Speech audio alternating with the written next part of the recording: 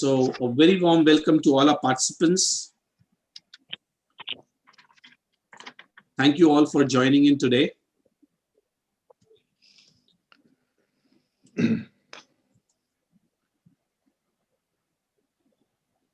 So I see Bhaumik, Chetan, Chirag, Hiral, Manish, Nimesh, Parvati, Radhika, Ram, Sandra, Sheldon, Tushar, Zakir, Zarna, Hilag, Mauli, Pranav, Zubair. Thank you all for joining in today.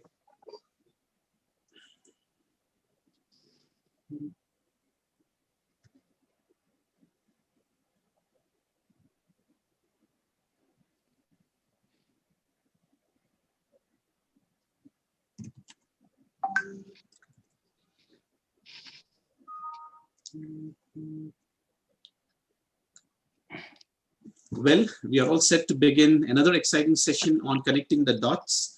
Good afternoon, ladies and gentlemen. Business excellence is about developing and strengthening the management systems and processes of an organization to improve performance and create value for stakeholders. Business leaders have come to understand that digital has become the hygiene factor for business today, and it has the disruptive power to upend the traditional business models. The use of technology is radically improve performance or reach of enterprises in a hot topic for companies across the globe. Executives in all industries are using digital advances such as analytics, mobility, social media, and smart embedded devices, and improving their use over the traditional technologies such as ERP to change the customer relationship, internal processes, and value propositions. Join us and be part of this very enthralling session where our experts will be sharing their insights and experience on different ways of thinking, enabling leaders to shift and experiment as things change. HRAI jointly with LMA welcomes you all to the session on connecting the dots on the topic technology towards business excellence. To know more about HRAI and LMA, I would request all our participants to visit the link and details posted in the chat window. It would be great to have all our participants' feedback. We will be running a poll before the Q&A session. Request all the participants to kindly give your feedback on the session. I now take the privilege to welcome Mr. A.K. Mathur, Vice President, Lucknow Management Association, to come and introduce our esteemed panel members for our today's webinar. Thank you, Welcome. Peter. Welcome, sir. Good afternoon, ladies and gentlemen. Welcome to this webinar on technology towards business excellence. We have with us members of Lucknow Management Association and HRAI, and also faculty and students of Institute of Management Technology and Research, a business school based in Lucknow. So welcome to all of you. And I have great pleasure in introducing the panel today.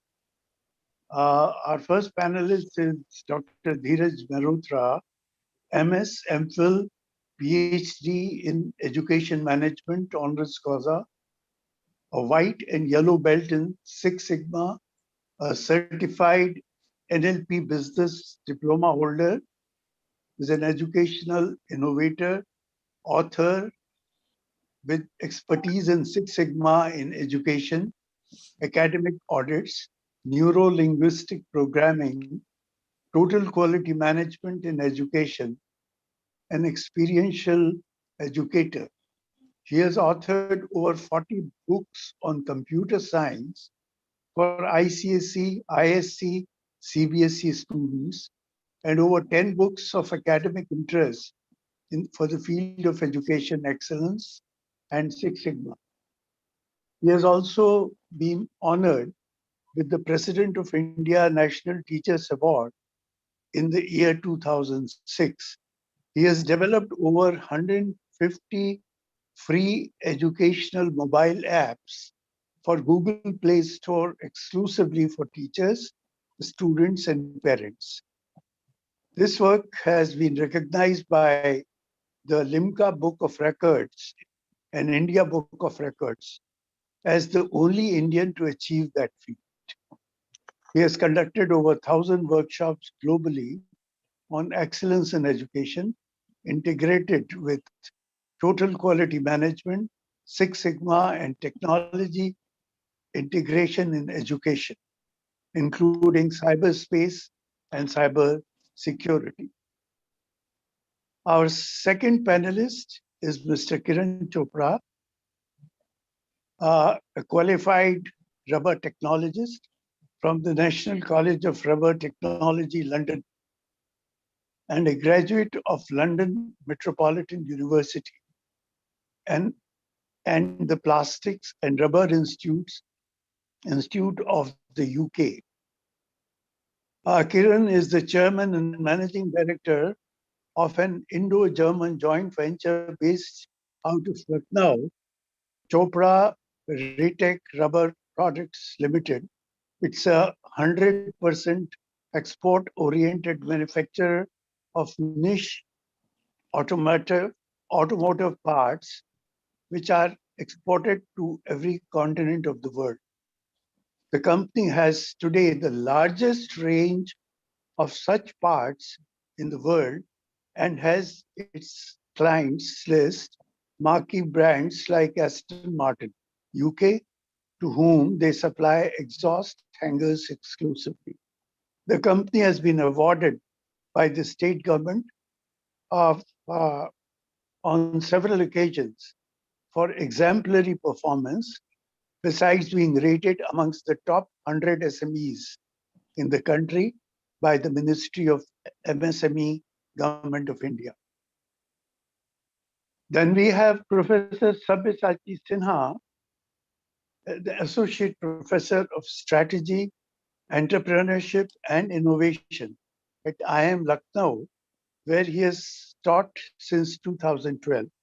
Prior to joining academics, he worked with multinational organizations in different capacities.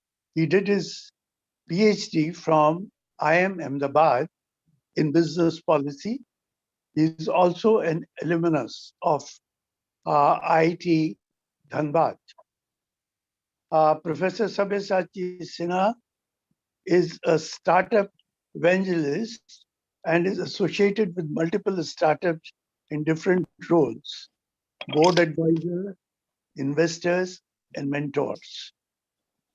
The moderator of this session is Mr. Vikas Dua, Chief HR Mentor, ATTAYN Advisor, BRICS CCI. Vikas is an accomplished India-based HR and recruitment professional with over 18 years of experience in the field, having worked with both startups and large corporations like Wipro, Concentrix, driving hiring in APEC region.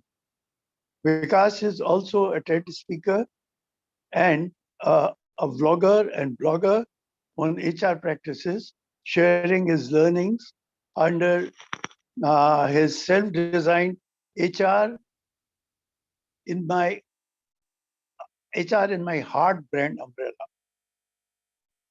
Currently, as Chief HR Mentor at ATTAYN, he is furthering this skilling agenda in the nation by enhancing the democratizing knowledge sharing in the academic space. In his capacity as advisor, BRICS Chamber of Commerce and Industry Young Leaders Program, Vikas is focusing his efforts towards supporting students and young professionals in their journey of growth. So welcome all of you once again. And I now hand over to Vikas. Over to Vikas. Thank you so much, Dr. Mathur, for that introduction and introducing all our esteemed panelists today. Thank you, HRAI and LMA, for this opportunity. It's always a pleasure to be here in this community. So, the topic for discussion today, as shared, has been technology towards business excellence. And I think there can't be a more appropriate topic to discuss at the start of 2021. In fact, if you look at 2020, it was the technology for survival mantra, which was essentially that we were living by. You know, there is that famous forward, which I'm sure all of us must have seen, which carried this question: who led the digital transformation in your organization? Option A, the CEO. Option B, the CTO. And option C, COVID-19. So we all know the answer to that. But the fact is that last year did show us that it is possible to run businesses with the help of technology and to survive. So video conferencing, whether it is for connects like this, which HRAI has facilitated, or for official meetings, is a classic example. There is also OTT, or over-the-top platforms, which allowed us to at least get a break and get entertained while we were locked in our homes. The Arogya Setu app, another classic example, which allowed us and helped us, in fact, to survive in a sense. So 2021 is really about now taking that little forward and saying how technology can help organizations towards business excellence. And for that, I'm really, really excited to listen to the panelists that we have today with their wealth of experience. And I'm sure they'll bring an amazing perspective to what they see the landscape shaping up into. I don't want to stay too much between you and the panelists. So we're really going to go straight into the discussion now.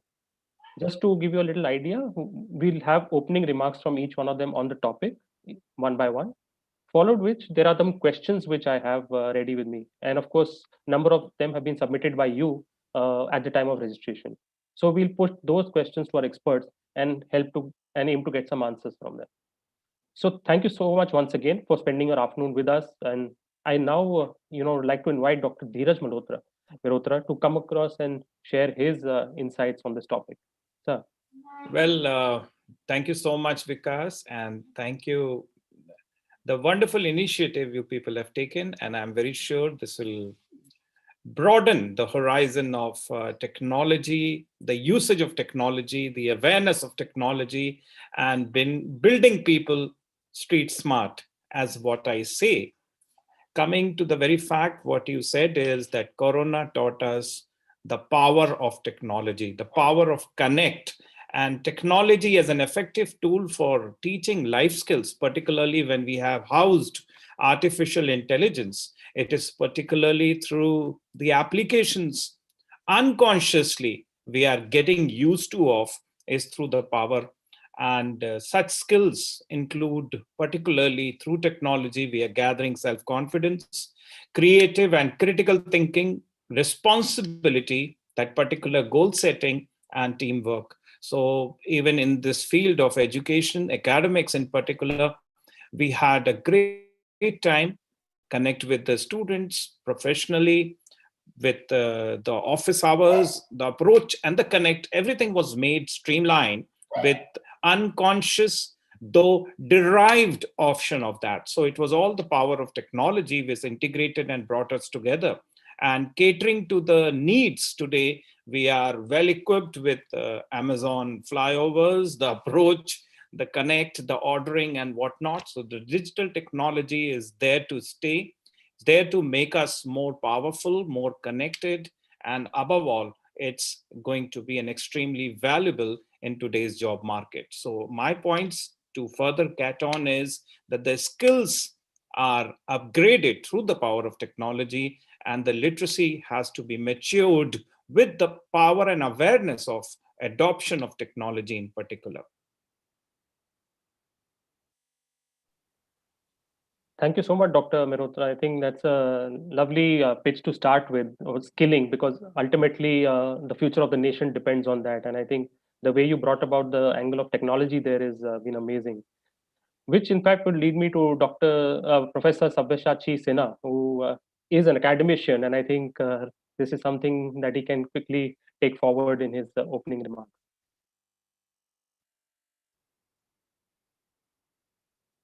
Professor Sinha, you might be on mute.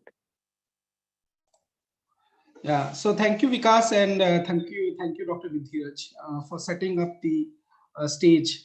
So I would need to share the screen a little bit, because when I was thinking what to say, I thought that maybe a couple of slides may help me to have, talk out my points a little better.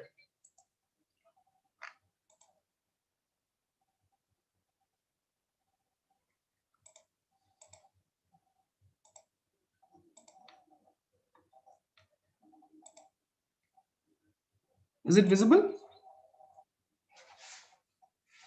Yes, sir. Good.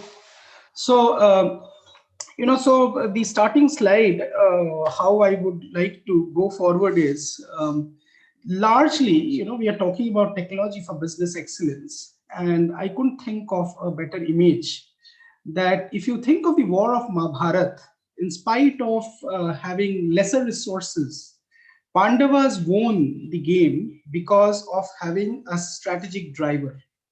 And that driver ensured that some of the competencies are matchless by the Kauravas. In today's time, that strategic driver is going to be technology. Organizations which have access to disruptive technology, which I feature on the right side of the slide, organizations which have access to disruptive technology will have a competitive advantage because of the power of Krishna Rupi power that disruptive technologies bring with them and provide competitive advantage to organizations. Very interestingly, I use Krishna as a metaphor for entrepreneur. So yada yada hi dharmasya glani bhavati bharata abhyuthana adharmasya tadatmanam srijamiham. So just to tell the story a little briefly, that as and when technologies become inefficient, there requires an entrepreneur to adopt and bring new technologies, to bring more efficiency into the system. So dharma here represents more efficiency and more excellence. Okay? And these technologies are going to make organizations learn more, dig deep, collaborate, sachetize, and democratize the decision-making process. Right. So further, the next slides, I would like to briefly elaborate a few more of those things. So what are the technologies which we are talking about today, especially post-COVID and in 2021? If you look at these trends which Gartner is reflecting and talking about, is largely focusing on people centricity, location independence, which means we are talking about consuming and creating without depending on specific locations. And we are talking about resilient delivery. And the technologies which will enable people centricity are Internet of Behaviors, which means today we have access to data, which will help you to tap on behaviors which are happening across the different Internet point of consumption. And today we are talking about total experience strategy, which is a mix of multi-experience, user experience, customer experience, and employee experience. We're talking about private enhancing computation, privacy enhancing computation. We're talking about distributed cloud and rest of the other things, which I'm not going into detail. But if you search for the Gartner trends, you will look into that. And these are the technologies which will power tomorrow's businesses. And how is it that they will power tomorrow's businesses? They will largely impact almost all the functions of the organizations that we have, right? So it is going to become a backbone in running the corporation. It will become a backbone in servicing the customer. It will become a backbone of selling. It will become a backbone of making and delivering. And it will also become a backbone of developing new products and services. And largely, if I summarize that, it will drive in two directions. One, at the customer front, where the revenue gets created. And the other at the production front, where the cost gets controlled. And so maybe we can elaborate a few more when we take up the next rounds of discussion. And the last thing, that this is not so easy to adopt. There are several challenges which one has to work with. And the topmost of these challenges are cultural and behavioral challenges. And then you have the second most is lack of timely sensing. People don't sense the trends, till it really topples you over. Okay. And third, connecting with my previous speaker, that skilling and talent is going to be a critical driver. So let me close. The rest three are already listed there. So let me close because of the time brief that we have, and we can take up some of those issues in the next round of talks that we do. Thank you. Thank you indeed, Professor Sinha. I think that was extremely helpful. In fact, I've also firmly believed that history is possibly the best teacher that we can have. And I think with your example from the Mahabharata, I think we just need to go and look back into the past to better prepare ourselves for the future.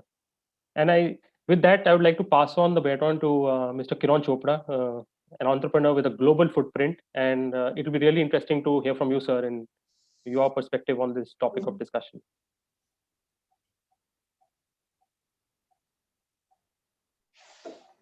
Am I audible? Okay. Yes, sir. Thank you, Vikas. My journey is over 4 decades old. And, we started our business model based on OEM supplies to the automotive sector in India when they made something like 1,500 cars a month, or 2,000 ambassadors, or 1,500 Fiat cars, and that was it. So there was no market for products, and we, sitting in a landlocked part of UP, we were unable to fathom how to look at business volumes, especially since I had acquired the skills and the technology to make world-class products. Anyway, so I'm talking of a time when telephones never worked. There was no such thing as a mobile or a fax or an email or any means of communication. So technology was something we never knew anything about. From there to now, we have transited to a situation where I believe that geography is history, science fiction is reality, business is done at the speed of thought, and we all have learned that we cannot live in isolation. So essentially that sums up, the transition that has happened in these 4.5 decades. I cannot explain in words what, when we started global business, selling to the global markets in the late 70s, early 80s, how challenging it was to even book an airline ticket without knowing, which flights would go to which destination, without going through a 1,000-page book called the ABC of Travel. And even finding a hotel to book was a big challenge. I mean, you can't even imagine that today, of course, but those challenges were only because of the absence of technology. And how we have transited is exemplary from the fact that when we first saw technology on the desk of a client in Germany in the early 80s, or maybe towards the end of the 80s, we realized that how far apart we were in terms of our connect with technology. And that prompted us, in fact, to adopt technology at a very early stage in our business, which was in the early 90s. So effectively, what I wish to just conclude this part by saying that our tryst with technology started much earlier. We were very fortunate that we were one of the earlier users of technology, even as a small and medium enterprise. And today we have, in fact, managed to globalize our business because of that head start. So the importance of technology, to the extent that today, if you want to remain relevant, technology has to be the backbone of whatever you do. At the same time, I think instead of becoming slaves to technology, we have to enslave that monster and put it to good use. Thank you. Thank you, Mr. Chopra. I think very beautifully shared, and clearly, I think from your own example, you managed to enslave technology. And if any of the new young startup founders ever complains that it's difficult to do business, I think I just need to point them towards you. So thanks for sharing your comment. In fact, that's a great start to today's discussion, and really I'm excited to kind of pry more into the minds of these intellectual experts that we have with us today. And let me begin with you, Dr. Dhiraj Mirotra. Again, just like Mr. Chopra's words were so inspirational, I think your story also is equally, if not more, inspiring. I also learned that you have the unique distinction of being in the Limca Book of Records with over 150 educational labs. So my question to you is this: that very clearly you believe that education has to be powered through technology, but in your experience, have students and more importantly parents also realized that this is an important and marriage and the future of education lies here? Well, because as a matter of fact, I was not very comfortable with the parent support till we had Corona. So the Corona had it on a better fragrance of it. It gave birth to the power and the beauty of technology being showcased to the parents in particular. And now today they are investing on their wards as far as the technology is concerned. So their quality support is there now. And all the way, we understand that India stands to gain a lot from the digital revolution, and particularly the parents go forward, because earlier when I used to check the downloads and the connects of my Udemy courses in addition to my apps, I always found out that it was more of foreign countries, people who used to download the course and sign up or download the app and things like that. But now I'm finding, during the Corona time and now post-Corona, the activeness and the support of the parents have come up to a great momentous. And also in addition, digital technology has given a significant role as far as the learning is concerned. So they could, in fact, they could understand the impact of connect with technology. That was the only support they had with the mechanism of connect with the teachers. The schools could offer so much. And now even the students have occupied themselves in the cloud to a larger extent, that every second child has a presence on the YouTube today, and their SEO, the search engine optimization for themselves on their online reputation management has increased. So is that of the teachers, because in order to survive, they had to have the presence as well.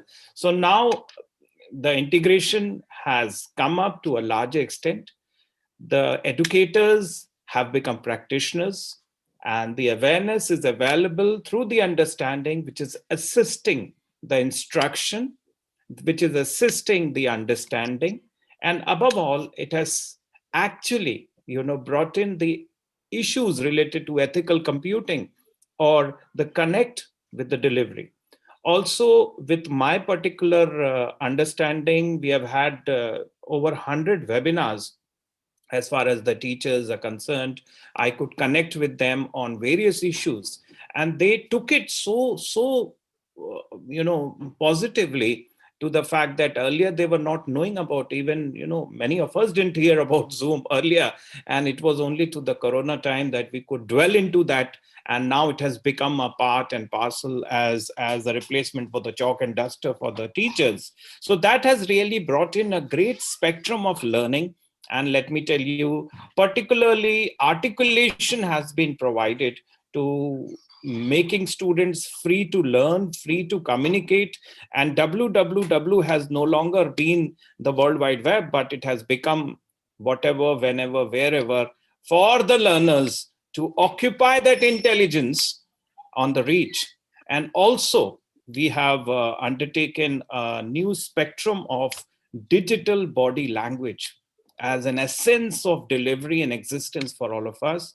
This has also brought a new concept, a novel concept of digital minimalism, which talks about minimum time in the cloud and getting the maximum benefit out of it. So this is somewhat, that the children are occupied with it. They're doing many things online. They are organizing Model United Nations. They are organizing parent-teacher meetings. They are actually participating and holding online debates. And what all was even not possible physically has been made possible online. So I think it is high time for all of us, and this has given them the spectrum to face the world of tomorrow, the job market, which actually does not exist today, because more than 90% of the jobs which the children of today will be working for does not exist today as a part, because we all are thinking about innovation. We are thinking about artificial intelligence as going to be based in our work culture. And that has really brought in a reality to face the unexpected. So the children have been, witnessing the need of unexpected future. With the power of technology, they are better being skilled and grilled on the go. And that is what we, the educators, feel that we need to also nurture ourselves of this capacity of tech integration in our lives, not only to groom ourselves, but also to make it as a practice work culture. Thank you. Thank you, Dr. Mehrotra. In fact, I couldn't agree more with any of your words. I mean, each one of them was a pure gem. And as a parent of a child who's in the second standard, I have seen that academic world has really taken the challenge head on and possibly done more than whatever the corporate world has managed to do. So my hat is, tipped to those in the academic world. Thanks for that perspective. Thank you. Thank you. My pleasure. And Professor Sinha, I'd like to move to you next. As an academician who's now, in a sense, building the next generation of leaders at the IIM Lucknow, what are some of the strategic tech trends which business decision makers should be aware about as they see the next few years? Yeah, so the tech trends, as I discussed, in the previous slide that I talked about, that largely, the technologies will keep changing. Today we might be talking about one technology. Tomorrow we'll talk about another technology. What strategic decision makers today has to do? The CIOs have to play a more strategic role. They cannot be now, because everywhere, all organizations, CIOs earlier were more a business infrastructure provider. Today they have to become the role of HR has changed over the course of time. The CIO's role has to become more strategic partner of the organization, because as we said that they're going to drive all the functions, right? So it's no more an isolated infrastructure provider. So if you look at the traditional value chain, they will come in every part of the value creating process. So one, they have to become an integral part of this process. Second, especially for large organizations. So now, as I said, that this technology cannot be now adopted by only large organizations or small organizations. Now technology is possible to adopt because it is getting sachetized, because of cloud and all kind of things. It's becoming sachetized, okay? And so therefore, again, new models have to be adopted by organizations in adopt sachetized technology, right? So you cannot stay away from technology anymore. So even kids are being exposed to some of these stuffs, which some of the parents or the seniors may find it difficult. So tomorrow, 10 years from now, the kind of employee workforce that will come to you, I have a very different mental circuit. And therefore, a lot of things are going to change. And the way to look forward and build tomorrow's vision is how can you democratize adoption of technology? How can you keep your fingers dipped in future and keep being aware about the trends? And the only way to be aware about the trend is to engage in innovation, right? So without engaging in innovation, you cannot be aware about the trend. So today it might be AI, tomorrow it would be BI or CI, we don't know. But to be aware about a signal which is still not very clear and strong, the only way to be aware about that signal is to tread your foot in where others have not yet treaded in. So that would be the way how I would suggest organizations to prepare for tomorrow. Thank you so much. So being the leader is of the key importance is what I can take away from your word. And in fact, that sachetization which you spoke about, I could only relate it to 15 years ago when the FMCG industry transformed India through sachets. And given your guidance, I think if technology players are able to do that effectively, there's no stopping India for the next 10, 15 years. So thanks for that insight.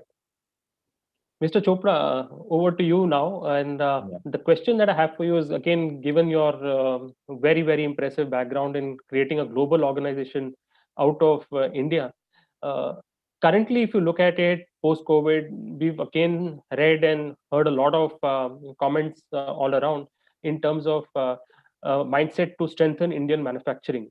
and to use this new opportunity to increase our global footprint. So as part of the manufacturing ecosystem that already exists, how are you and others in the industry leveraging technology here? Well, Vikas, I mean, our biggest advantage was adapting technology at a very early stage, a very early part of our journey.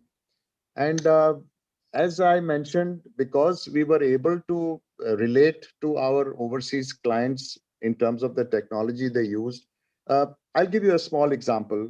Today, we deal with tier 1, tier 2 companies who are global leaders in the product categories that we supply to them. Not post-pandemic, but much before that, we were connected to their supply webs. Now, in conventional business, when you receive an order to manufacture something, it is in the form of a purchase order or a request, purchase request, and then you process that order, manufacture, send the goods, etc. And thereafter, another order will follow, and so on and so forth.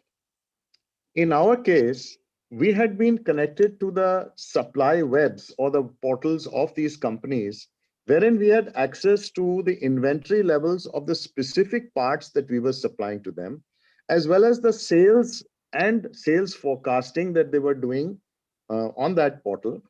And we were able to access all that information and program our production schedules for the next 3 to 6 months without really receiving a physical or a digital purchase order. So we were real-time accessing information, which helped us continuously keep our plant running according to the customer needs. Now, even when the pandemic struck, and in Europe and America, it was much earlier than when the lockdown happened in India. So we were experiencing the problems that they were facing in supply chains.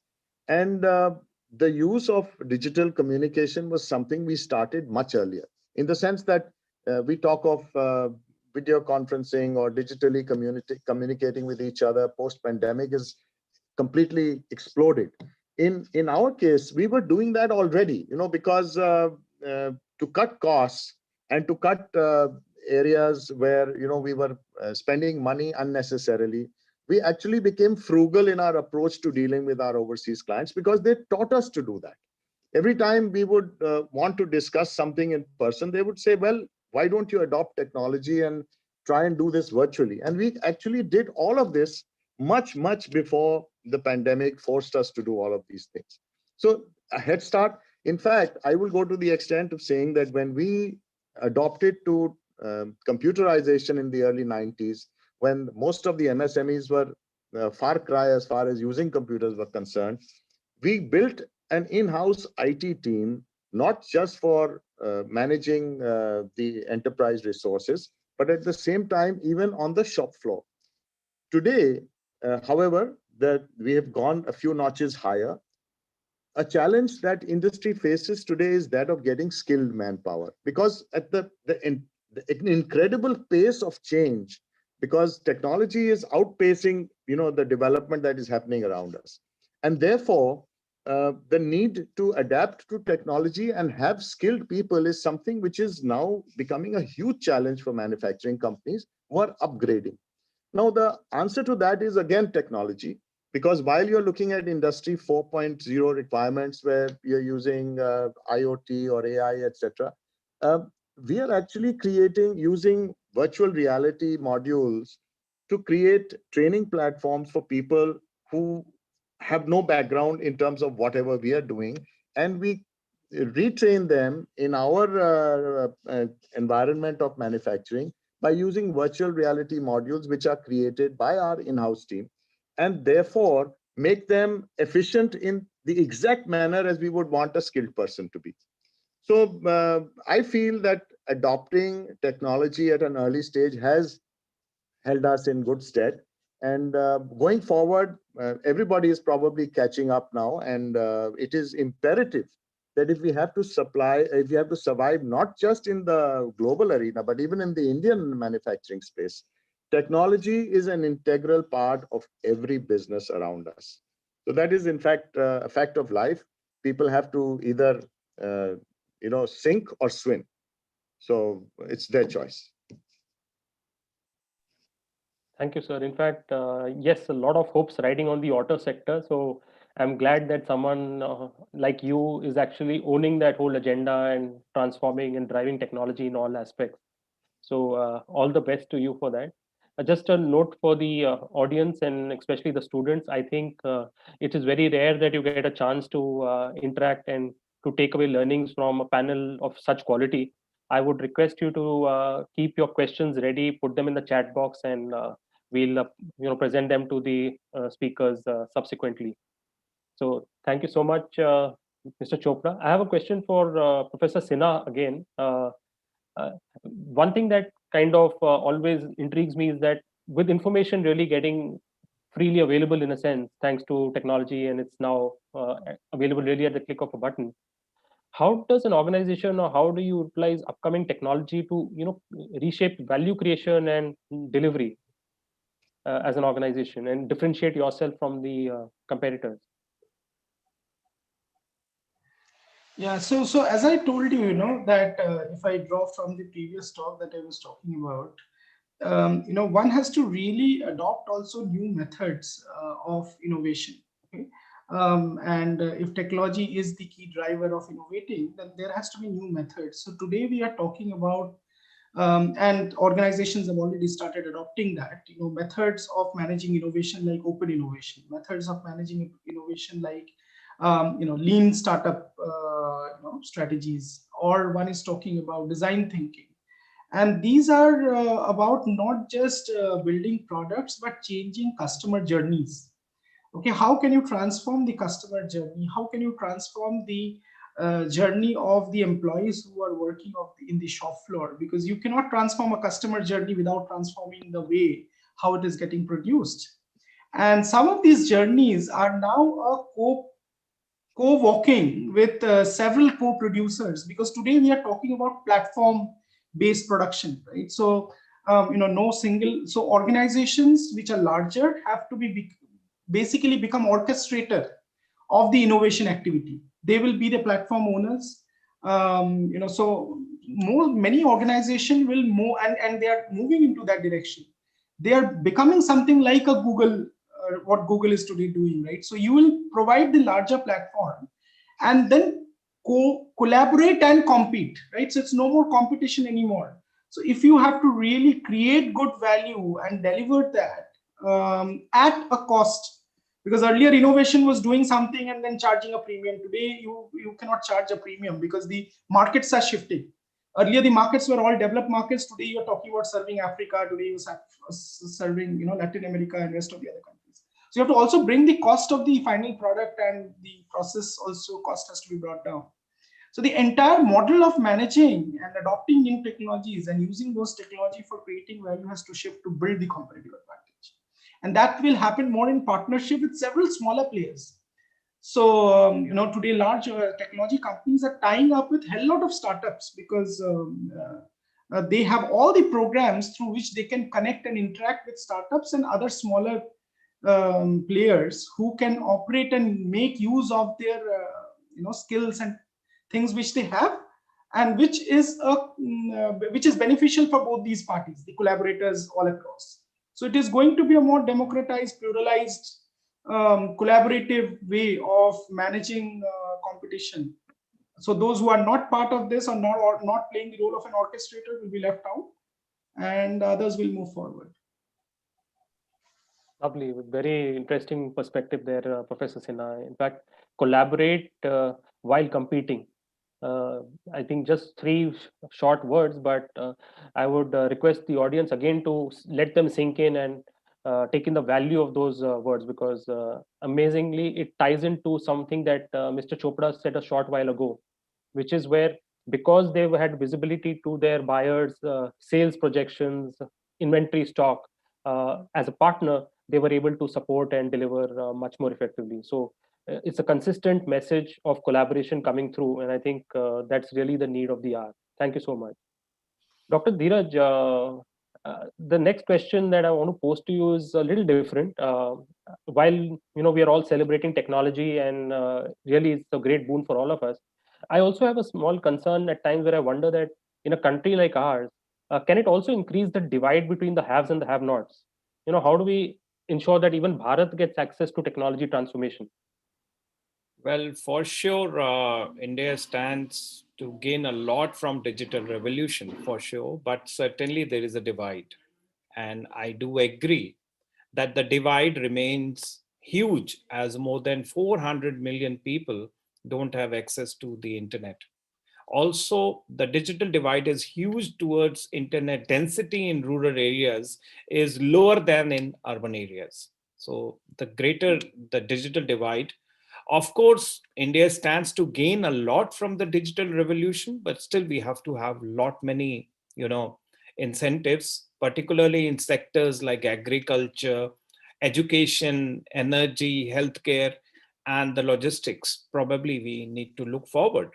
Digital technology has been out of reach, particularly, but now with the momentum of through, whether I say it is of the excuse of corona vaccines, that we are able to implement technology at the same way with the same path, that it is through the AI portals or particularly gracing the use of technology. So it is like particularly going together as two sides, and that reflection goes along initiating the learning, and that particularly will certainly be of understanding, I believe. Thank you, Dr. Mehrotra. I think, again, very interesting and worth thinking about.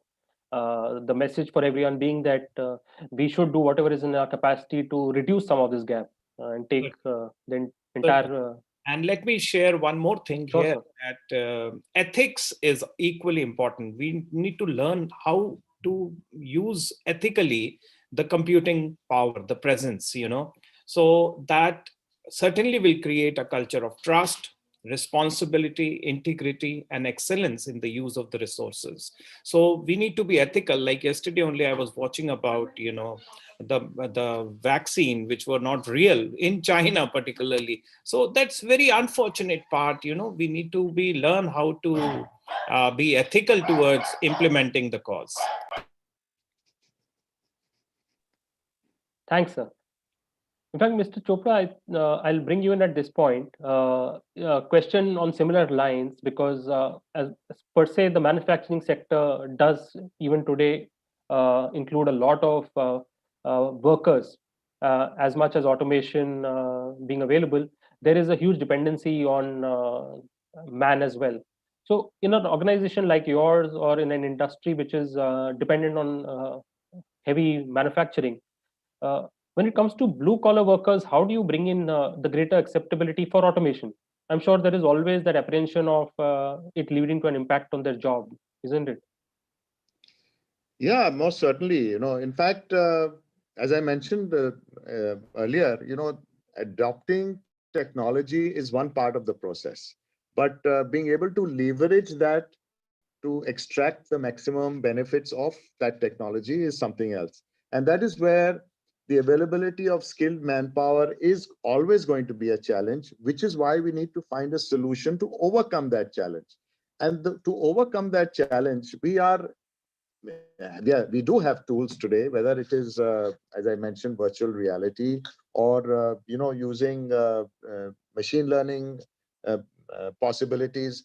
So adapting to new technologies is now that much more simpler, because you're not trying to erase or unlearn what that particular blue-collared worker would have experienced over a period of time, but in fact, you are kind of customizing his skills to suit your needs. And that is what is needed. You don't need to send him to, go to a diploma school or get a BTech degree and then come and work for you. Right now, we are learning on the go, and we are skilling them to adapt to the need of that manufacturing process. And again, a lot of manufacturing processes cannot be run by robotics or by complete automation. Or there are a lot of processes, and there will continue to be a lot of processes which will require a lot of manual operation. And therefore, learning those specific skills, you have the tools today which you did not have earlier. And therefore, in fact, I'll sort of go back to what Dheeraj was saying about adapting to technology. You see, the advantage to India to a large extent, whether it was mobile telephony, whether it was using even say the metro rail, for example, we were fortunate that we leapfrogged a few generations before we got that technology. Today, when we got our CDMA or GSM technologies, a lot of countries were still not into GSM. At that time, we leapfrogged a couple of generations of technology. So we had access to the later part of that technology. Similarly, even in the manufacturing side, although a lot of countries may have, a lot of developed countries would have adopted to manufacturing technologies a decade or two earlier, today, whatever we are getting access to is probably the latest in terms of that platform. So to some extent, we have leapfrogged, but adapting to that as quickly as we should is going to be the key. Thank you. Thank you, sir. And I think the learning on the go piece, which you spoke about, ties in very beautifully with the whatever, whenever, wherever analogy that That's Dr. right. Mehrotra used. Yeah. So it almost seems that you are part of the same tag team. Lovely. So there are a few questions from the audience which have come in, and I'll just open them up to all of you now, depending on whoever wants to take it. They're very interesting question, and there is a question which says how digital evolution should impact business as a whole. What are the positive and negative side? I think the positives we've heard a fair bit. Would anyone want to comment on the negatives of getting too technology heavy?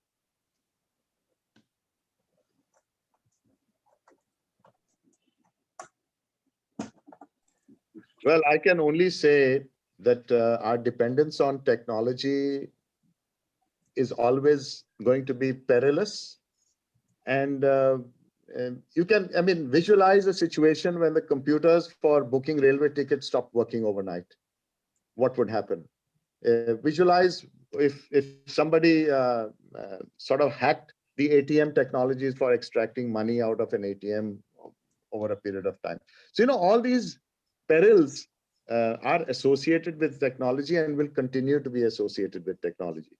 So while technology is man-made, so is the destructive technology, that is also man-made. I feel that while we create technologies, we have to make them more tamper-proof, more fail-safe in terms of usage. So it's a hazard we all have to live with. Today, if you're without the internet for a day, I don't think you ever felt so helpless as perhaps you did 15 years ago or 10 years ago when you did or did not have the internet. So, it is an integral part of our lives. And like everything else, I'll give you an example. It's an anecdote which I experienced myself. I was in Germany. I was taking a walk. I was at a crossroad. And suddenly, for the first time in my several visits to that country, I saw there was a power breakdown. And because of that, all the traffic lights at an intersection stopped. So everybody on the four sides of the crossing stopped and stood there without knowing what to do. There is no policeman like in India. Even if you have traffic lights, you still have a policeman. But there was nobody. People got out of their cars and were wondering how to react to that situation. So when you're so tuned to a technology situation where you know that traffic is driven by lights and suddenly those lights go off, people really don't know how to react to it. So people get used to the idea. I think somebody called the police station, a policeman came, but 20 minutes everybody was standing at that crossing. So these are some of the negatives, and I could list a lot many. But yes, we have to accept that while we make technology to do things for us, we have to drill holes into that technology and find out whenever it fails, we must know how to react to it. Yeah, so and Vikas, I have just another perspective on what Mr. Chopra said. So there is a term called technopolis, which means that when we become too much technology dependent, the humanness of the human may get lost out. Okay. And that is another great risk. And second thing is that, for example, once you learn a technology, then what you did prior to knowing that technology get lost out from your brain mapping. Okay, so which essentially Mr. Chopra was referring to. So it's a very hard job that how do you maintain the humanness, which means the emotion aspect. So people will stop talking to humans, right? People will stop interacting with humans. You will live in a cocoon. And so without technology, there is one kind of silo. With technology, there is another kind of silo. So it's a very, very hard game to really balance that. How do you maintain the humanness with the adoption of technology and becoming over technology dependent? And second part is, how do you remember some of the things which probably you may need to when the technology crash happens? Okay. And we are more likely to experience that in India, by the way. So we have to be more adaptive. Fair enough. I think it's very, very insightful inputs from both of you. Thanks so much. And I think Peterson also has a message at this point. Yes, thank you, Vikas. So before we take other questions from our participants, we'll be running a poll. So would request all our participants to kindly share their feedback on our today's session. While they're doing so, would also request them to have their questions pertaining to our today's session shared in the chat window. Once they do so, we'll have those questions addressed.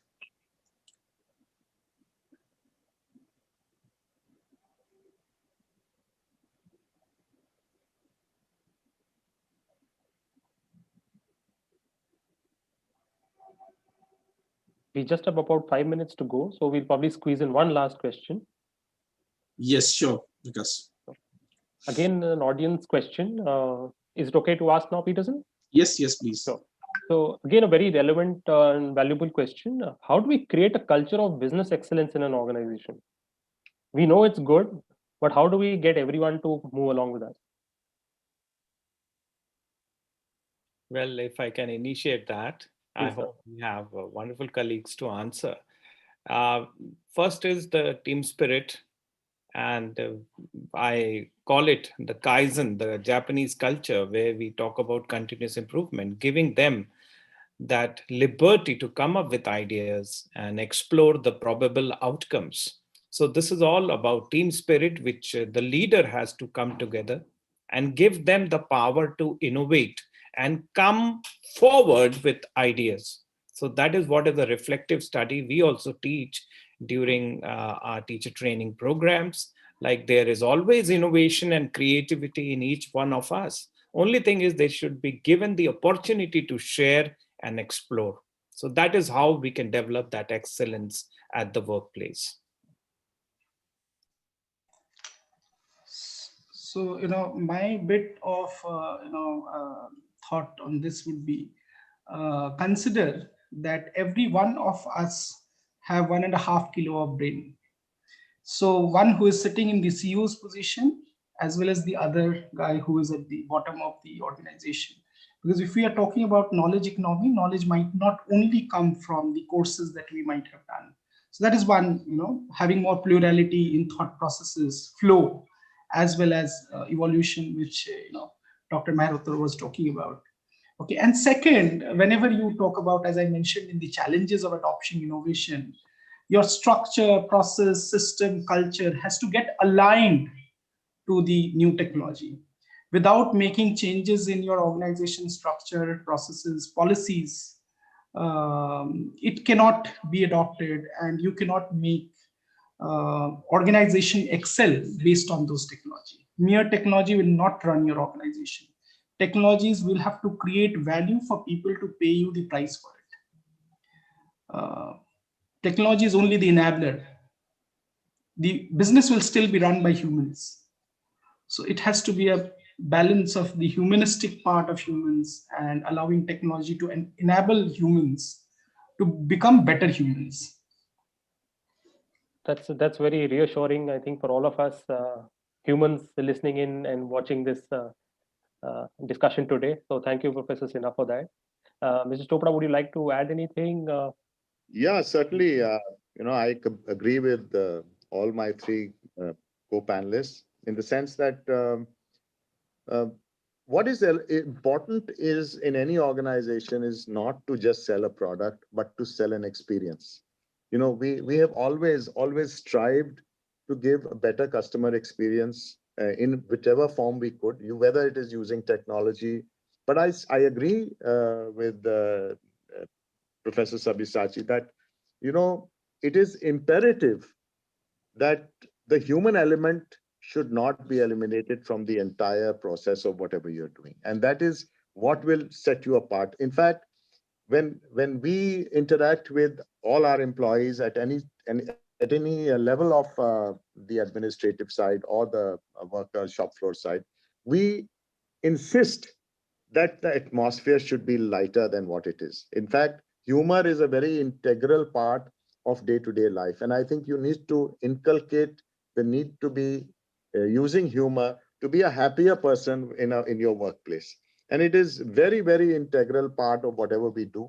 At the same time, we also strive to irrigate the brain and mind of our entire team to come up with ideas to do the same thing better. It's a challenge that we have thrown to every employee in the organization, and it is rewarded, handsomely rewarded, for any idea that helps to improve whatever we are doing.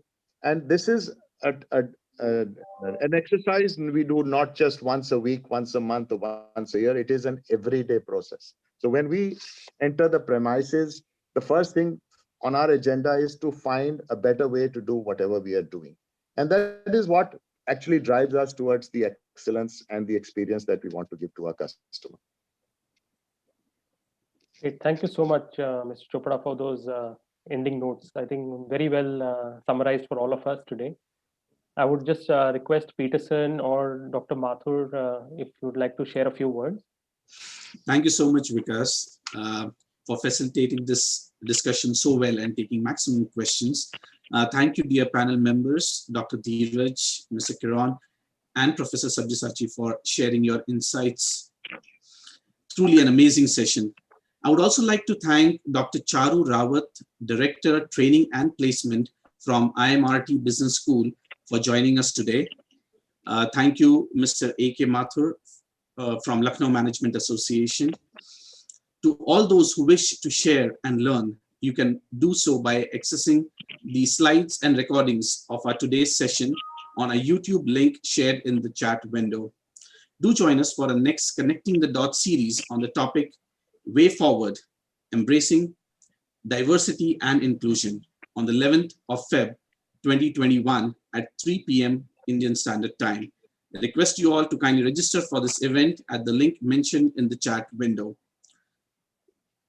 To all our participants, in case you have any topic that you wish HRAI to cover, request you to kindly share the same in the chat window.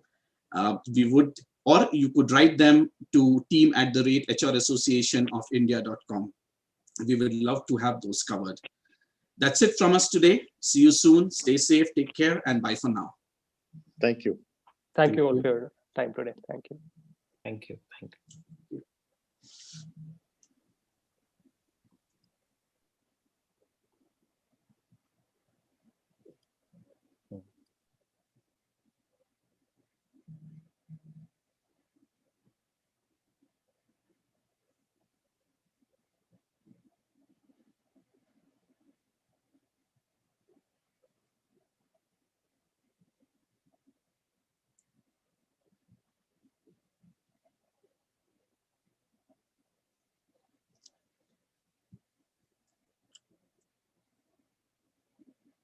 Thank you, Shyam. We hereby conclude with our today's session.